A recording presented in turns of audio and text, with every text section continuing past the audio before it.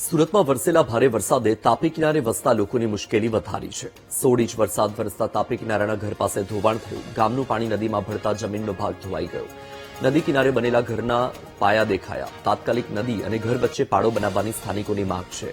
દર વર્ષે નદીના કારણે જમીનનું ધોવાણ થતું હોવાનો આરોપ છે।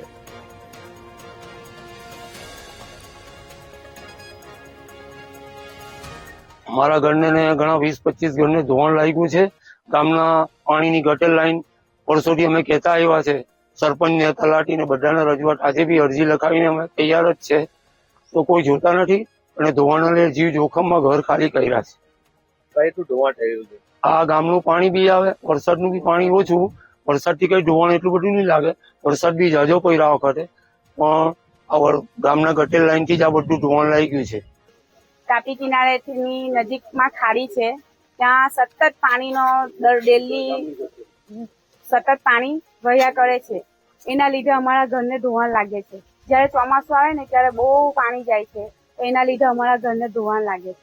આ વર્ષે એટલું બધું ધોવાણ લાગ્યું કે ઘરના પાળા ઘરના બીમ દેખાવા લાગ્યા।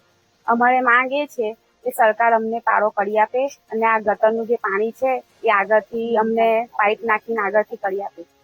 મારું ઘર આજે 17 વર્ષથી અહીંયા ગાડી ધોવાણ થતું છે ને 17 વર્ષથી હું ફરિયાદ કરતો છું, પણ હજુ સરપંચ લોકો કોઈ સમજતા નથી સાહેબ। આજે એનો નિયર કઈ કરવું તો જોઈએ કે નહીં? લોકો આવીને ફોટા પાડીને આવી જાય, બીજું કઈ કરતા નથી।